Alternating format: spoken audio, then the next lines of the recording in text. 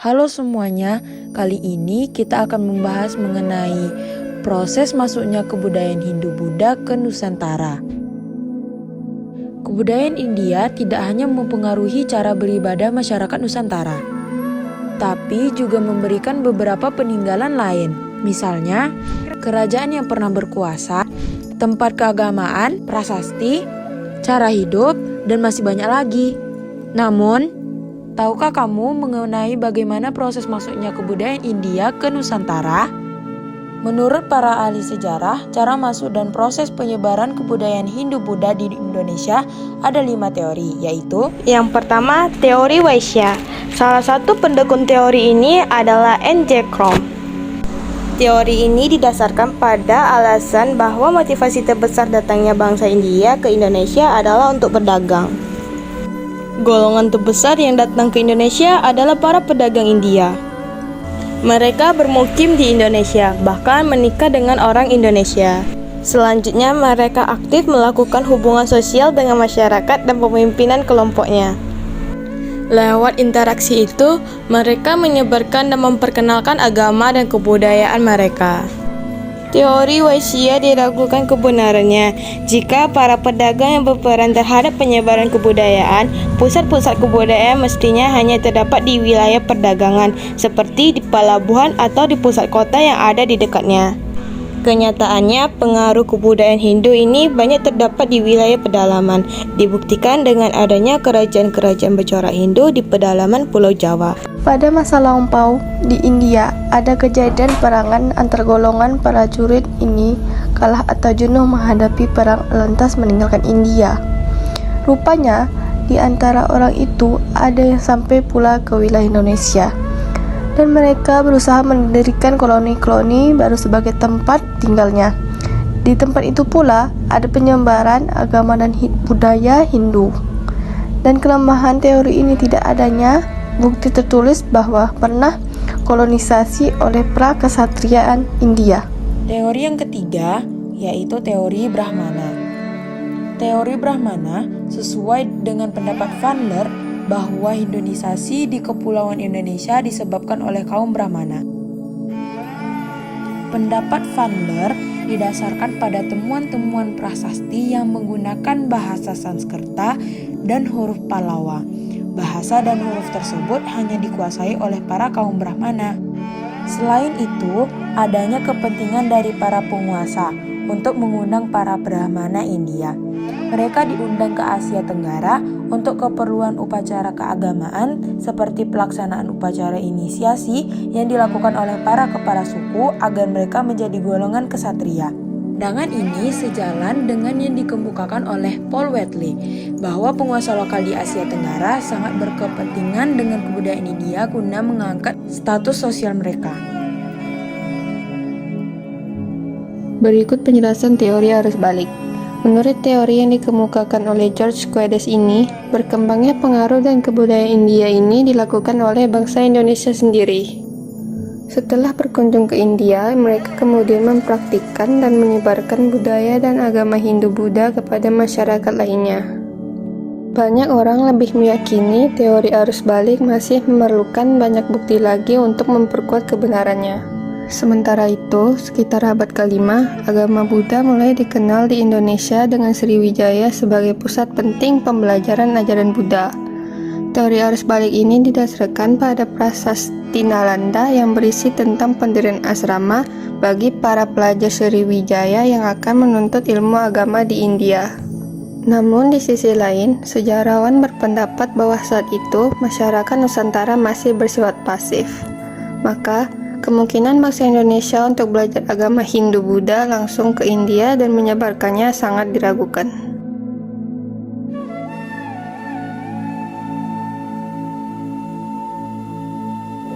Salaka Negara. Salaka Negara diyakini sebagai leluhur suku Sunda. Hal ini dikarenakan wilayah peradaban Salaka Negara sama persis dengan peradaban orang Sunda. Selama berabad-abad diperkuatkan oleh persamaan kosakata antara Sunda dan Salaka Negara. Di sampingnya itu ditemukan bukti lain yaitu jam Sunda atau jam Salaka Negara. Diawali dengan kekuasaan awal yang berkuasa adalah Aki Tirem di daerah Laut Lada, Pangandaran, Banten. Aki Tirem adalah penghulu atau penguasa penduduk setempat yang akhirnya menjadi mertua dari Duta Palawang, yaitu Dewa Warman. Karena Dewa Warman menikah dengan putri Aki Tirem yang bernama Dewi Bohaji Narasati. Ketika Aki Tirem meninggal, Dewa Warman menerima tongkat kekuasaannya tahun 130 Masehi. Dia kemudian mendirikan kerajaan yang bernama Salakanegara yang beribu kota di Raja Tabura. Dia menjadi raja pertama dengan gelar Prabu Dharma Loka Pala Haji Raksa Gapura Sogara. Dan kerajaan-kerajaan kecil menjadi kekuasaannya hingga 362 Masehi menjadi pusat pertahanan raja-raja Dewa Warman dari Dewa Warman 1 sampai ke-8. Salakanegara berdiri hingga selama 230 tahun dari tahun 130 Masehi sampai 362 Masehi. Dan Raja Dewa Warman 1 berkuasa selama 38 tahun dari 130 sampai 168 Masehi. Setelah selesainya tugas Raja Dewa Warman 1, tatahnya diteruskan oleh putranya yaitu Dewa Warman 2, Dikwijayakasa Dewa Warman. Antara lain Kerajaan Ujung Kulon berlokasi wilayah Ujung Kulon yang didirikan oleh Senapati Baharuda Harigara Jaya Sakti atau adik kandung Dewa Warman I.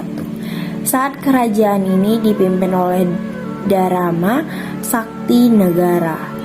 Raja menikah dengan putri Dewa Warman III yang kemudian menjadi raja keempat kerajaan Salakanegara. Ketika Tarumanegara tumbuh menjadi kerajaan yang besar, Purmawarman atau Raja Tarumanegara ketiga menaklukkan kerajaan Ujung Kulon. Akhirnya kerajaan Ujung Kulon menjadi kerajaan bawahan dari Taruma.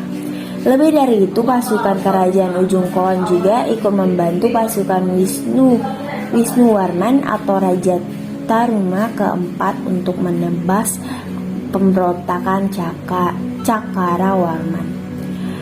Bawahan lainnya adalah Tanjung Kidul yang beribu kota di Agara Pintapura atau sekarang termasuk wilayah Cianjur Selatan, dan ini dipimpin oleh Swetaliman Sakti atau adik kedua Dewa Warman I.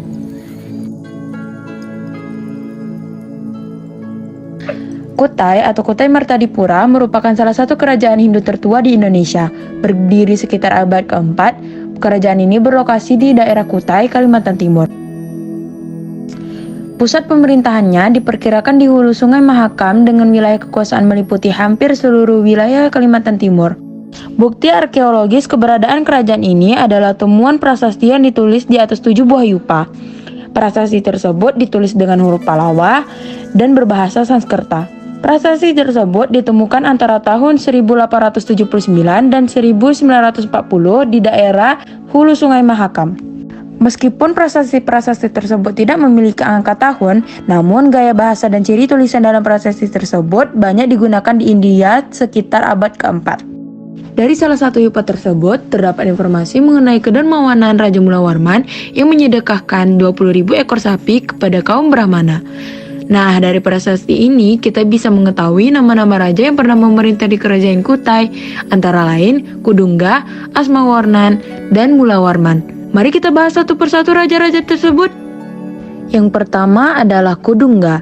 Diperkirakan ia merupakan kepala suku pribumi setempat.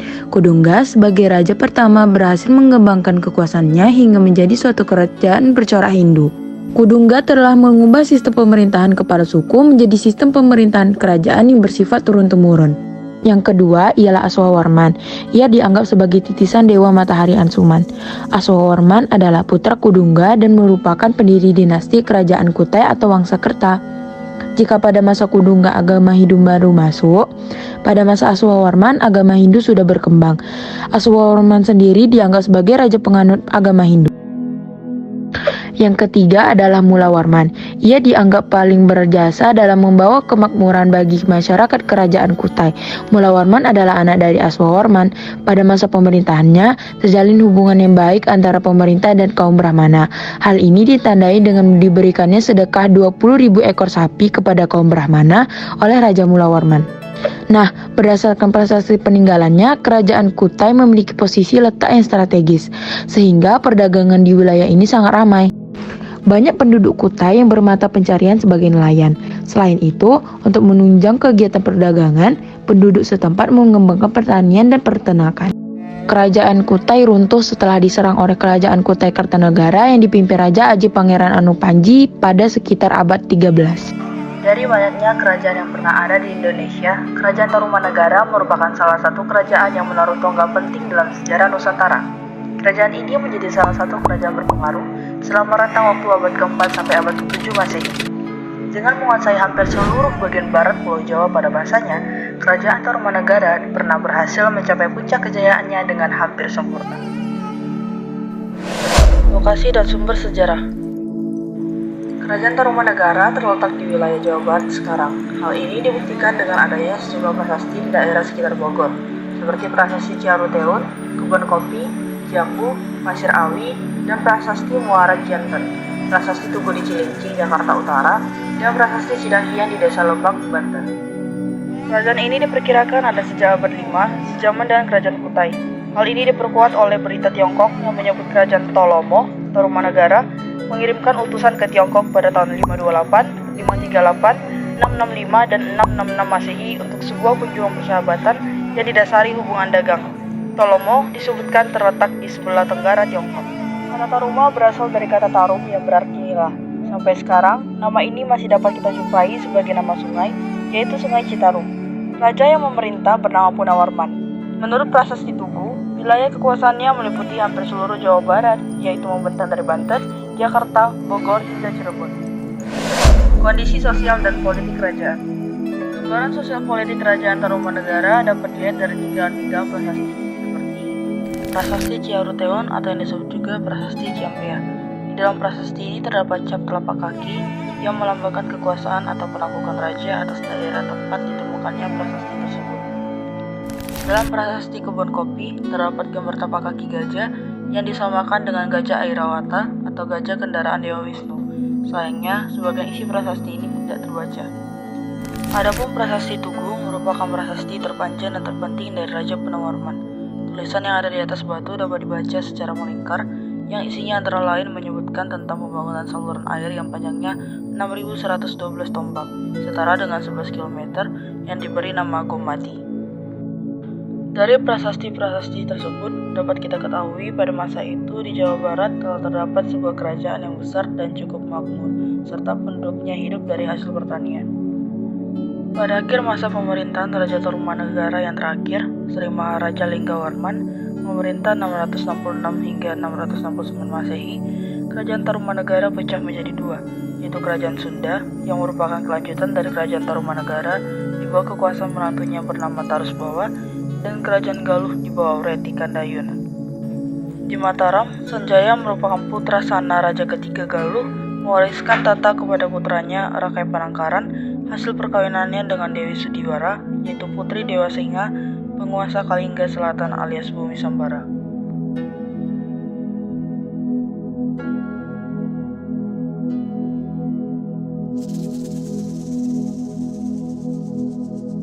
Pakuan Pajajaran atau Pakuan atau Pakuan atau Pajajaran adalah pusat pemerintahan kerajaan Sunda, sebuah kerajaan yang selama beberapa abad yaitu abad ke-7 sampai 16 pernah berdiri di wilayah barat Pulau Jawa, meliputi Provinsi Banten, Jakarta, Jawa Barat, dan sebagai Jawa Tengah sekarang. Lokasi Pakuan Pajajaran berada di wilayah Bogor, Jawa Barat. Nusa Tenggara ada kebiasaan menyebut nama kerajaan dengan nama ibu kotanya sehingga kerajaan Sunda sering disebut Kerajaan Pajajaran.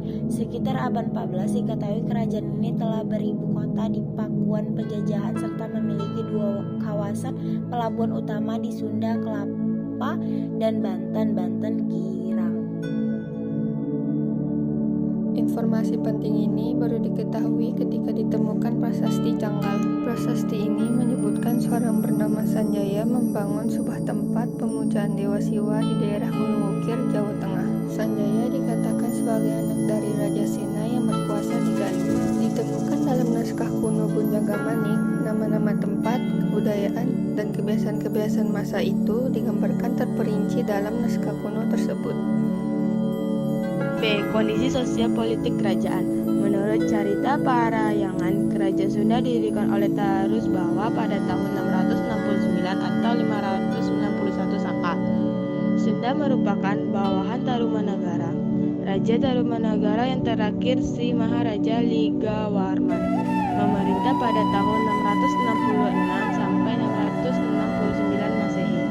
Memiliki 2 anak, semuanya perempuan. Dewi Manasi, putri sulungnya, menikah dengan Tarus Bawa dari Sunda, kerajaan bawahan Tarumanagara. Sedangkan yang kedua, Soba Kancana, menikah dengan Dapunta Hayang Sri Janayasa, pendiri kerajaan Sriwijaya. Dalam prasasti Sang Hyang Tapak yang ditemukan di daerah Cibadak, Sukabumi, Jawa Barat, angka tahun 1030 Masehi, yang menggunakan bahasa Jawa kuno dan huruf Kawi, disebutkan seorang raja bernama Maharaja Srijaya Bupati dan berkuasa di Prahajian Sunda. Raja Jaya Bupati digantikan oleh Rahyang Niskalawasti Kencana dan kemudian baru disebut-sebut nama Prabu Maharaja Linggabuana yang dalam kitab Pararaton diceritakan terlibat dalam perang Pubat dengan kerajaan Majapahit pada tahun 1357. Serangan berikut masih dari kerajaan Banten Kali. Ini dipimpin oleh Maulana Yusuf pada tahun 1179. Serangan 99. Serangan ini dipimpin oleh kerajaan Sunda atau Pajajaran dan disebabkan dengan diboyongnya Palangka Sriman Sriwaca untuk Silaksana Raja dan Pangkuan Pajajaran ke Keraton Sulawesi di Banten oleh pasukan Maulana Yusuf. Batu Kepulauan